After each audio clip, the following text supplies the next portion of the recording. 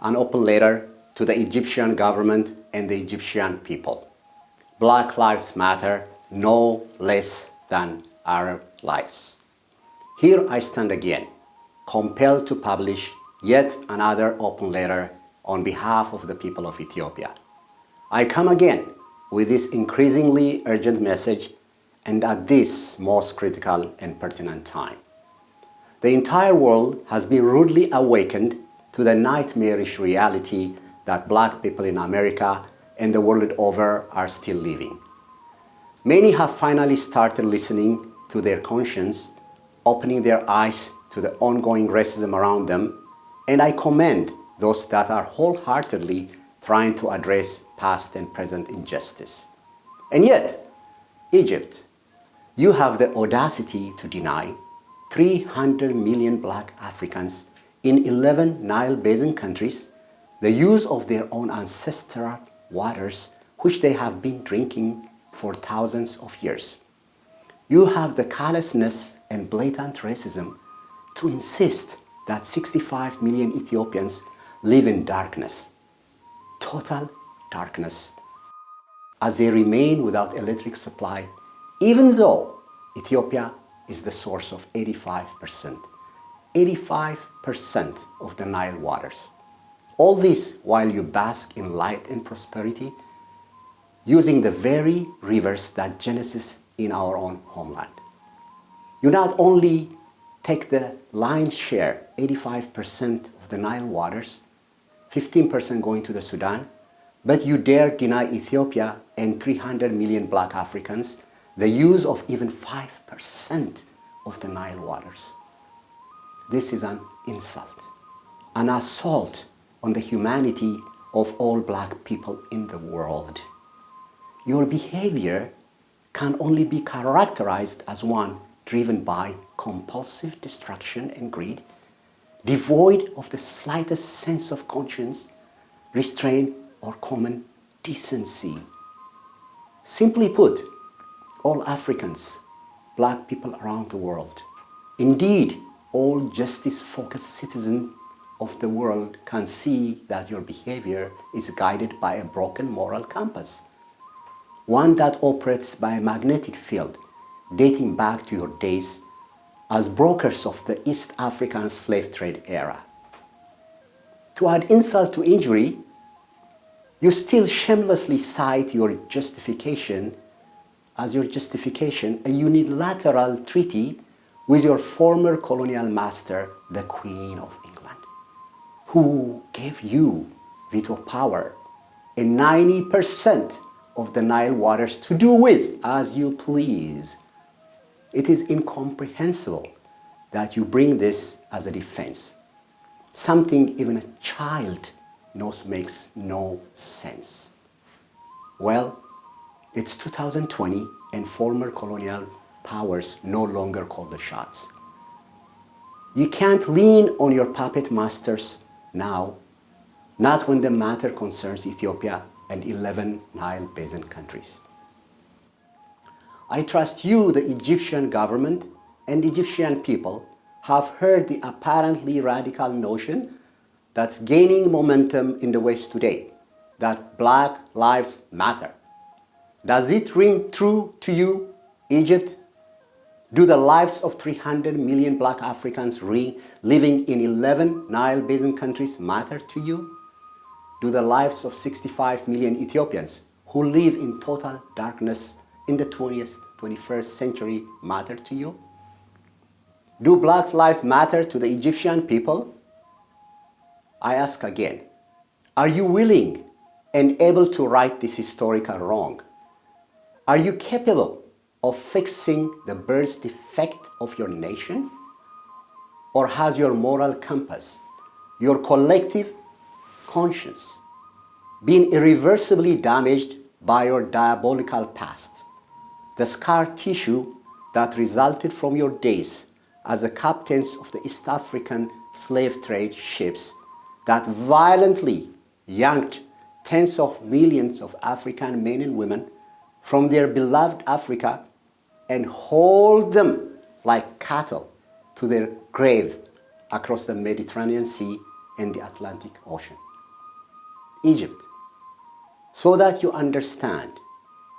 When the world cries, Black Lives Matter, we don't mean only in Minnesota and Atlanta. Black Lives Matter in Africa too.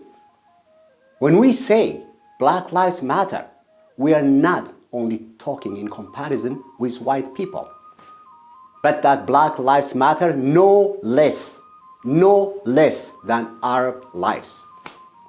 When we say Black Lives Matter, we also mean that Arabs, the Arab League, cannot band together to keep 65 million Black Africans in the dark. When we say Black Lives Matter, we're dumping the 1929 and 1959 treaty by the order of the Queen of England into the rubbish bin of history. Such agreements have no place in a post-colonial world where our countries have the freedom to stand on their own 2 feet and make our own treaty on our own terms. The dam, having now been in the making for almost a decade, is completely financed by poor Ethiopian farmers whose daughters walk barefoot, scouring the earth in search of firewood. It is intended to provide a sustainable source of power to 65 million Ethiopians. Unfortunately, each day, its imminent and long-awaited completion receives an increasingly theatrical response from Egypt.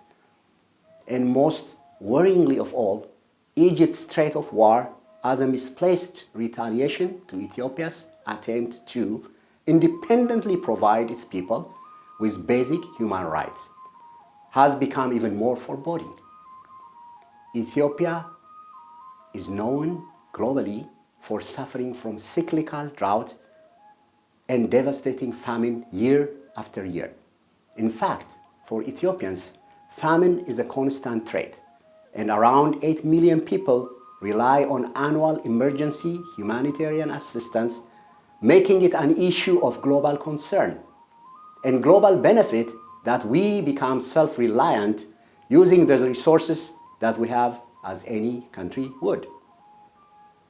I would like to emphasize again that over 65 million Ethiopians have no electricity, meaning all women and children as young as 6 years old walk for an average of 3 hours a day to gather firewood. Tragically, Ethiopia has lost 98% of its forest land in the last 50 years due to lack of electricity. This again is devastating not only for the country, but for the entire global community, who is finally opening its eyes to the vital need to preserve our natural landscape to ensure that the world is still livable for our grandchildren. Unfortunately, Egypt is covertly and overtly sabotaging Ethiopia's effort to complete the dam by lobbying the World Bank, the IMF, and other international agencies to deny assistance to Ethiopia. We are also aware that Egypt is funding ethnic and religious extremists in an effort to incite civil war. This is a crime that generations of Ethiopians, indeed all Black people, will not forget nor forgive. We have reason to believe that the killing of our beloved activist and singer Hachalu Hundessa last Monday, June 30th, was yet another of Egypt's continued effort to immerse Ethiopia into civil war. It is absolutely clear that the killing of Hachalu, a freedom fighter and an artist infinitely loved by the Oromo youth, and indeed all Ethiopians, was Egypt's attempt to incite civil war between the Oromo and the Amhara ethnic groups, a matter discussed numerous times in your parliament and your state-run media. Rest assured, many generations of Ethiopians shall remember this existential threat. In particular, the Ethiopian diaspora and its allies are far-reaching and fiercely united. Our African-American family and the American diaspora will mobilize, as in many ways it already has, from the Americas to Asia, to Europe. We Black Africans are everywhere. We have had enough of being pushed down, and we will not allow it to go on any longer. Our children and grandchildren will continue to retaliate until Ethiopia and the African people everywhere get the justice they deserve. One of the points of contention in the ongoing negotiations with Egypt is that of handling drought situations. In your infinite gluttony, your dumbfounding lack of common decency, lack of shame and common sense, you demand that Ethiopia agree to release water from the dam proportionate to the water lost due to drought. Egypt, you can't expect Ethiopia to be your wet nurse, storing the emergency milk in the dam to release when your own supply starts to slip. It is absurd, totally factious, to expect your neighbors to feed your children because you have shamelessly eaten their supper. What is your strategy for drought mitigation? What measures have you taken? What have you done to prevent the evaporation of 15% of the water stored in your dams? What have you done to reduce seepage? What about the Nile water that you channeled to irrigate the Sinai Desert, an area which has not seen a single green plant in thousands of years? When Ethiopia is struggling to save the source of the Nile, Lake Tana, from being overtaken by water hyacinth, when the global media reports Ethiopia's Lake Tana losing the fight to water hyacinth, you stand by as a spectator watching poor Ethiopian farmers and students attempt to remove the weed by hand. Shame on you. It is simply ridiculous to expect Ethiopia to be your wet nurse without taking a single nationally mandated conservation measure to reduce water waste. The world is watching. Don't embarrass yourselves.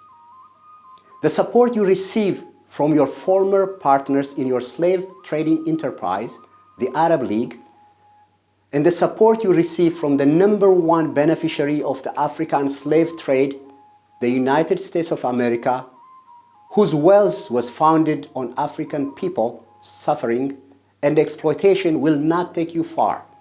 The world is watching. Black people all over the world are watching as you attempt to rob 11 Nile Basin African countries yet again of their God-given natural resources. I would like the Egyptian government, the Egyptian people, the Arab League, the United Nations Security Council, and the world community to know that if things continue spiraling into this madness devoid of compassion or logic in this way, with Egypt speaking over its African neighbors it believes itself to be superior to, and continue its threat of military force, all the Nile tributaries will dry up.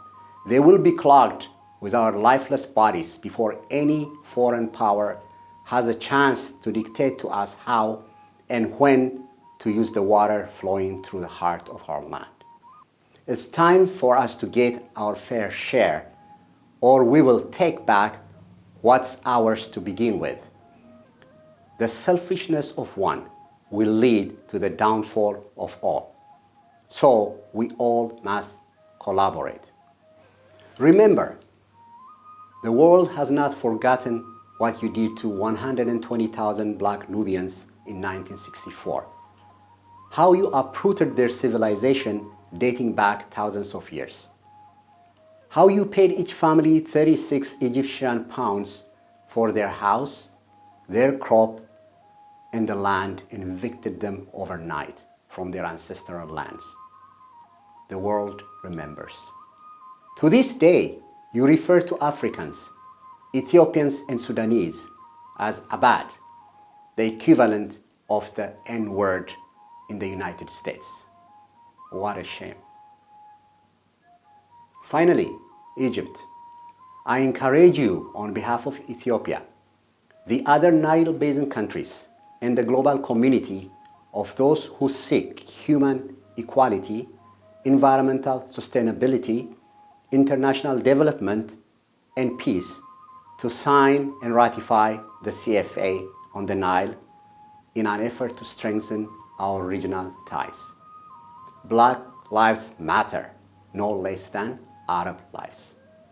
If you agree and do not believe that we deserve less than you do, then I urge you to communicate that through your action. Thank you very much, ዳኛቸው ተሾመ. Copy to the African Union, the United Nations Security Council, the European Union, the Arab League, the United Nations Secretary General, the President of the United States, and the global community.